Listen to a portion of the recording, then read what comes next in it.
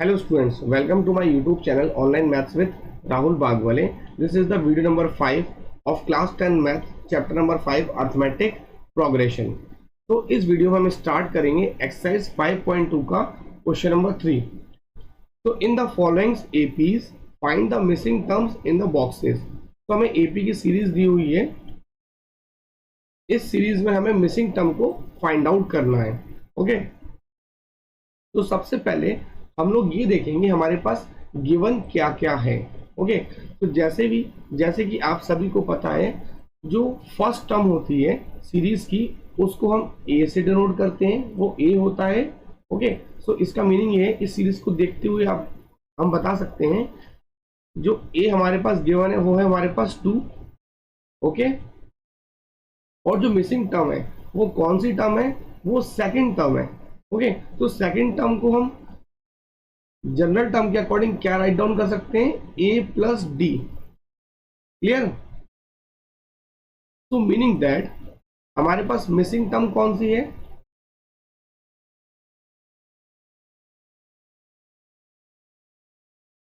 जो हमारी missing term है वो है हमारे पास सेकंड टर्म. और सेकंड टर्म को हम राइट डाउन कर सकते हैं जनरल टर्म के अकॉर्डिंग ए प्लस डी. तो मीनिंग दैट अगर मैं ए और डी की वैल्यू को फाइंड आउट कर दूं और उनको मैं ऐड कर दूं तो मेरी मिसिंग टर्म आ जाएगी. तो क्लियर? तो अब आप देख सकते हैं सीरीज के अकॉर्डिंग मेरे पास ए तो ऑलरेडी गिवन है, बट मुझे कैसे भी करके डी को फाइंड आउट करना है. अगर मेरे पास डी आ जाता है तो मेरी मिसिंग टर्म फाइंड आउट हो जाएगी. क्लियर? तो अब देखिए, आप खुद सोच के देखिए डी हम किस तरीके से फाइंड आउट करते थे. तो डी को फाइंड आउट करने का एक तरीका हमारे पास ये था कि हम a2 माइनस a1 करते थे. मीनिंग दैट कोई भी साथ की अगर हमें दो टर्म दी हुई है, जैसे हमारे पास एक एग्जांपल लेता हूं 1 3 5 7 एंड सो ऑन, ये हमारे पास सीरीज गिवन है. तो हम क्या करते थे, 5 में से 3 को माइनस कर देते थे, तो जो डिफरेंस होता था वही इसका डी होता था, कॉमन डिफरेंस. या 3 में से 1 को माइनस करते थे तो वही हमारा डी हो जाता था. तो साथ साथ की हमें कोई भी दो टर्म चाहिए होती थी, पास पास की. बट इस सीरीज में ऐसी एबिलिटी हमारे पास नहीं है. तो हम क्या करें, पॉइंट ये आ रहा है, तो हम करें क्या, चलिए हम एक सॉल्यूशन और है, जो भी हमारे पास गिवन है हम उसको यूज करेंगे. तो हमारे पास गिवन क्या है, 26. तो ये कौन सी टर्म है, थर्ड टर्म है. ओके, तो आप देखिए हमारे पास गिवन एक चीज और है, तो a plus 2d, this is the third term. तो थर्ड टर्म को हम क्या बोलते हैं, a प्लस 2d, और इसका हमें आंसर दिया हुआ है 26. क्लियर? तो अब आप देख सकते हैं हमारे पास a वैल्यू ऑलरेडी गिवन है, ये है हमारे पास 2. तो इस a की वैल्यू को इस इक्वेशन में पुट कर दो. ओके, इसको आप बोल सकते हैं इक्वेशन नंबर 1. तो value of a put in equation number 1, a की वैल्यू को इक्वेशन नंबर 1 में हम पुट कर देते हैं. तो देखिए a की जगह पे मेरे पास आ गया 2 एंड 2d इक्वल टू 26. अब यहां से हम d की वैल्यू को फाइंड आउट कर सकते हैं. तो 2d एज इट इज रहेगा, क्योंकि मैं फाइंड आउट करना है. ये पॉजिटिव 2 अपोजिट साइड जाएगा तो ये माइनस का हो जाएगा. तो 2d equal to 24 and d equal to 24 divided by 2. तो हमारा आंसर आ गया d इक्वल टू 12. 2 1 ज़ा 2 एंड 2 12 ज़ा 24. तो d की वैल्यू हमारे पास 12 आ चुकी है एंड a हमारे पास 2 आ चुका है. Now we can find the missing term. अब हम इधर चेक कर लेते हैं. सेकंड टर्म हमारे पास क्या था, a प्लस डी. तो a हमारे पास 2 हो गया, d हमारे पास 12 हो गया. तो हमारे पास मिसिंग टर्म कितना आ गया, 14. एंड 14 हमारा क्या हो गया, आंसर हो गया. यहाँ पे हम राइट डाउन कर सकते हैं 14। ओके, तो इसी के साथ हमारा फर्स्ट पार्ट कंप्लीट हुआ। चलिए अब आप देखिए सेकंड पार्ट में हमें क्या दिया हुआ है। देखिए फर्स्ट टर्म ही मिसिंग है। प्रीवियस क्वेश्चन में हमें फर्स्ट टर्म दिया हुआ था तो हमें ए डायरेक्टली हमें फाइंड आउट हो गया था। ओके, तो इस बार हमें सेकंड टर्म दिया है और थर्ड टर्म को दिया है। तो चलिए देखिए, अगर हमें फर्स्ट वाले मिसिंग टर्म को फाइंड करना है वो कैसे आएगा, क्योंकि फर्स्ट टर्म जनरल टर्म के अकॉर्डिंग होता है ए, सेकंड टर्म जो होता है वो होता है A plus D, third term होता है A plus 2d and fourth term होता है ए प्लस 3d। क्लियर? तो अब हमारे पास जो अवेलेबल है हम उसी को यूज करेंगे। तो देखिए क्या अवेलेबल है हमारे पास, a plus d is equal to 13। देखो ये भी एक कंप्लीट इक्वेशन बन गई, इसको बोलेंगे इक्वेशन नंबर 1। अब नेक्स्ट टर्म हमारे पास अवेलेबल क्या है, फोर्थ टर्म अवेलेबल है। इसको मैं राइट डाउन कर देता हूं, this is the second term and this is the fourth term. ये लिखने की रिक्वायरमेंट नहीं है, जस्ट मैं अभी एक दो क्वेश्चन के लिए लिख रहा हूं ताकि आपको क्लियर हो जाए अच्छे से। तो a plus 3d is equal to 3, this is equation number 2। अब देखिए हमें करना क्या है, अब इस थोड़ा सा साइड में आके हम रफ वर्क में कुछ समझते हैं जरा। देखो अगर हम एक इक्वेशन की बात करें a plus d equal to 13, तो ये हमारे पास एक कंप्लीट इक्वेशन है। तो किसी भी इक्वेशन में दो वेरिएबल अगर होंगे, ओके, इस बात को समझ लीजिए, अगर किसी भी इक्वेशन में दो वेरिएबल होंगे तो उन दो वेरिएबल की वैल्यू को फाइंड आउट करने के लिए हमें मिनिमम दो इक्वेशन की रिक्वायरमेंट पड़ती है। समझ गए? जितने वेरिएबल होंगे एक इक्वेशन में उतने हमें एक नंबर ऑफ इक्वेशंस की रिक्वायरमेंट पड़ती है उसको सॉल्व करने के लिए। तो यहाँ पे देखिए दो वेरिएबल है, इसलिए इन दोनों इक्वेशन की हेल्प से ए और डी की वैल्यू को हम फाइंड आउट करने वाले हैं। ओके, हमें करना क्या है, ए की वैल्यू को फाइंड आउट करना है एंड डी की वैल्यू को फाइंड आउट करना है। अगर हमारे पास ए और डी आ गया तो हम सारी मिसिंग टर्म को फाइंड आउट कर सकते हैं according to the general term of n AP. Okay, जैसे ये क्या है, ये जनरल टर्म ऑफ एपी तो है सारी। तो क्लियर? तो हमारी जो भी लड़ाई है, जो भी जंग है, वो क्या है, ए और डी को फाइंड आउट करने के लिए केवल। तो हम लोग एक मेथड सीखेंगे आज। ओके, एलिमिनेशन मेथड को हम सीखने वाले हैं आज। अब देखिए हम लोग डायरेक्ट सीखेंगे। अब एलिमिनेशन में क्या होता है, इन दोनों इक्वेशन को राइट डाउन किया हुआ है मैंने।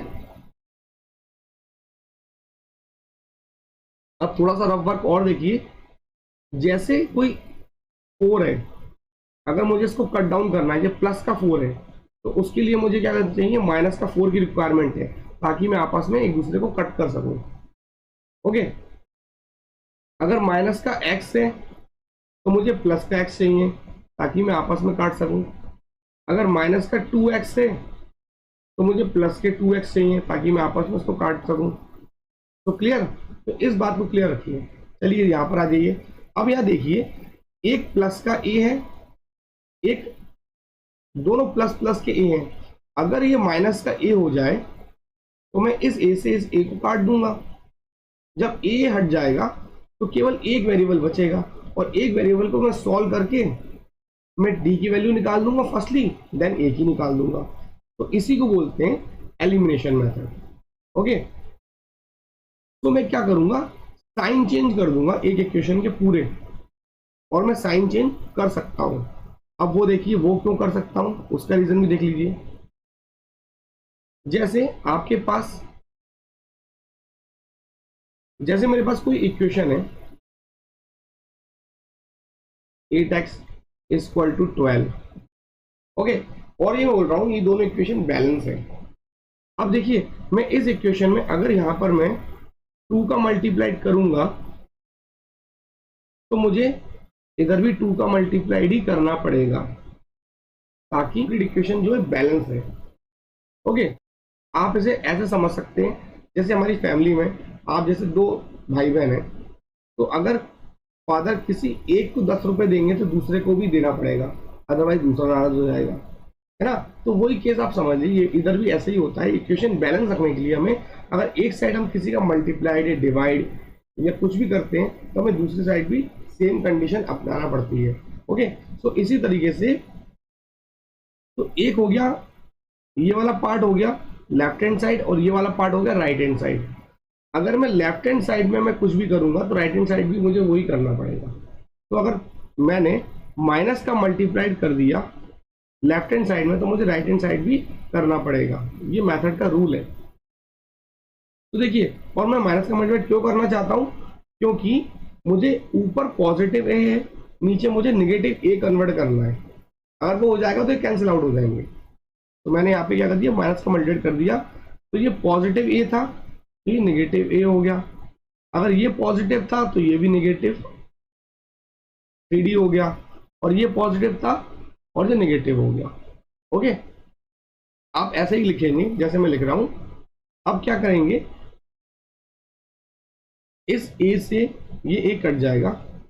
अब जो साइन कंसिडर होगा ना, ये पॉजिटिव ए है, अब ये ए का साइन ये वाला कंसिडर होगा। ओके, तो माइनस ए हो गया, कट गया।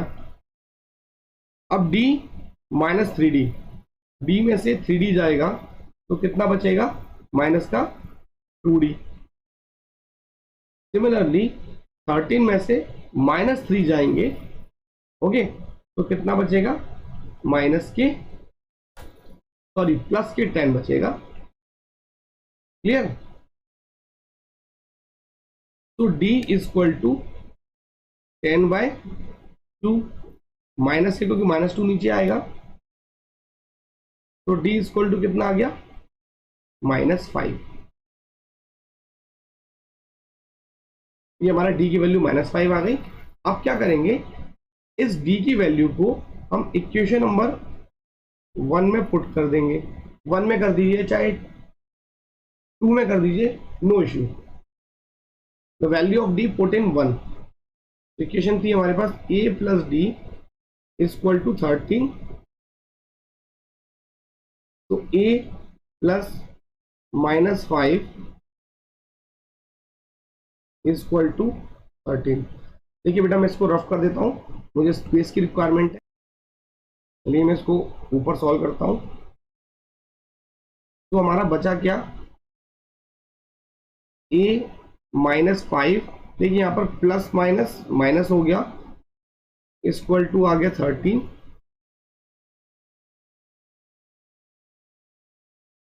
तो a इक्वल टू 13 प्लस 5, ये -5 अपोजिट जाएगा तो प्लस के 5 हो जाएंगे।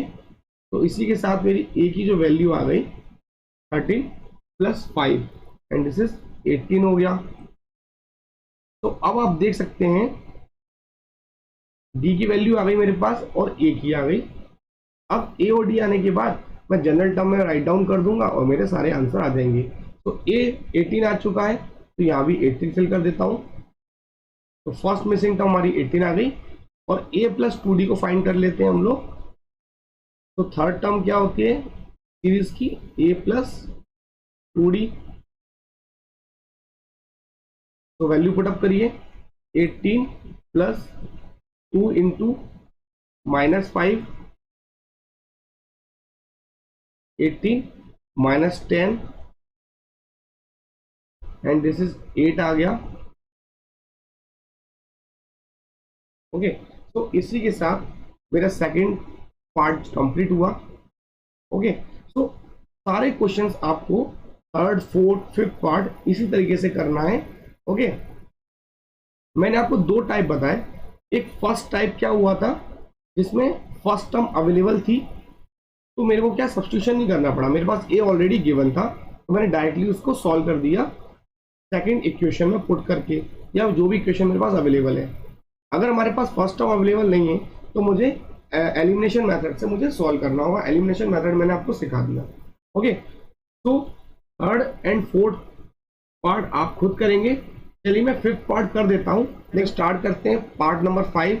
तो देखिए यहाँ भी हमें ए अवेलेबल नहीं है, और इसको बोलेंगे हम लोग a प्लस डी, इसको बोलेंगे थर्ड पार्ट है ये, सॉरी थर्ड टर्म है, तो A plus 2d, A plus 3d, A plus 4d and A plus 5d। अब मेरे पास गिवन क्या क्या है, हमारे पास सेकंड टर्म गिवन है, तो सेकंड टर्म हम लोग क्या बोलेंगे, a plus d equal to 38 and और क्या गिवन है हमारे पास, a प्लस 5d, तो a plus 5d equal to minus के 22। This is equation number 1 and this is equation number 2। चलिए साइन चेंज की प्रोसेस करते हैं। अब देखिए साइन चेंज क्यों करा जाता है आपको पता है, क्योंकि मुझे वैल्यू अपोजिट हो जाएंगे और मैं कट डाउन कर दूंगा। तो इस कंप्लीट इक्वेशन में मैं साइन चेंज करूंगा, ये पॉजिटिव है तो नेगेटिव हो जाएगा, ये पॉजिटिव है तो नेगेटिव हो जाएगा एंड ये नेगेटिव है तो पॉजिटिव हो जाएगा। ये ए से ये ए कैंसिल आउट हो गया। ओके, डी में से 5d जाएगा माइनस के, तो माइनस के 4d बचेंगे। अब देखिए 38 प्लस 22, क्योंकि देखिए मैंने साइन चेंज कर चुका हूं तो इस माइनस की कोई वैल्यू नहीं है। ये 22 अब किसका हो गया है, प्लस का हो गया है। 38 प्लस 22 वो हो जाएगा प्लस के 60 और इधर से मेरी डी की वैल्यू आ जाएगी 60 डिवाइडेड बाय 4। यहाँ माइनस चल रहा है क्योंकि यहाँ माइनस था, तो डी की वैल्यू मेरे पास आ गई माइनस के 15। मेरे पास डी की वैल्यू आ गई। डी की वैल्यू के साथ में क्या करूंगा, डी की वैल्यू को पुट कर दूंगा इक्वेशन नंबर 1 में, और वो क्या थी, a plus d equal to 38 थी। तो a मुझे फाइंड आउट करना है और d हमारे पास क्या था, माइनस 15, तो प्लस माइनस माइनस हो जाएगा एंड इक्वल टू 38। चलिए मैं ऊपर सॉल्व करता हूं। अब देखिए a equal to 38 minus 15 opposite side जाएगा तो प्लस के 15 हो जाएंगे, तो a इक्वल टू आ गया 53।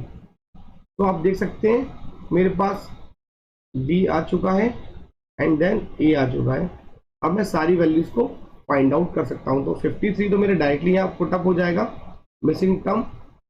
अब मैं आपको कोई भी टर्म फाइंड आउट करके दिखा देता हूं, जैसे मैं a प्लस 2d कर देता हूं, तो हमारा थर्ड टर्म क्या है, a प्लस 2d।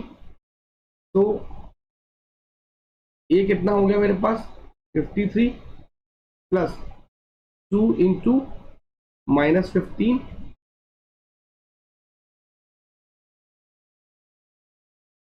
तो 53 माइनस के 30 एंड आंसर इज 23। तो थर्ड टर्म जो मेरा आ गया 23। तो इस तरीके से आप fourth term and fifth term को भी फाइंड आउट करके राइट डाउन कर दीजिए। तो चलिए हम स्टार्ट करते हैं क्वेश्चन नंबर 4। तो क्वेश्चन 4 हमारा क्या कह रहा है, which term of n AP is 78। मतलब हमें एक सीरीज गिवन है एपी की सीरीज की, और ये बोल रहा है इस एपी सीरीज के अकॉर्डिंग जो 78 जो टर्म होगी वो कौन सी नंबर की टर्म होगी। मीनिंग दैट हमें क्या फाइंड करना है, एन को फाइंड करना है। एन हमारा क्या है, क्वेश्चन मार्क। ओके, सो आप देखिए कोई भी सीरीज दी है, अगर आप लास्ट टर्म अवेलेबल दे रहा है और वो पूछ रहा है कि कौन सी टर्म होगी, तो आप हमेशा उसको एन टर्म मानेंगे। ओके, तो इस क्वेश्चन में हमारे पास गिवन क्या क्या अवेलेबल है देखते हैं। तो हमारे पास देखिए ए अवेलेबल है, ए हमारे पास 3 है एंड डी क्या है, डी को हम फाइंड आउट कर लेते हैं 8 माइनस 3। ओके, सेकेंड टर्म में से फर्स्ट टर्म को माइनस करेंगे तो हमारा डी आ जाएगा, और हमारे पास डी जो अवेलेबल है वो है 5। अब हम कुछ लेट करते हैं, तो हमने क्या लेट किया, 78th जो टर्म है वो nth term of n AP है, हमने उसको मान लिया। ओके, तो हमारे पास देखिए फॉर्मूला क्या होता है, A N equal to A plus N minus 1 and D.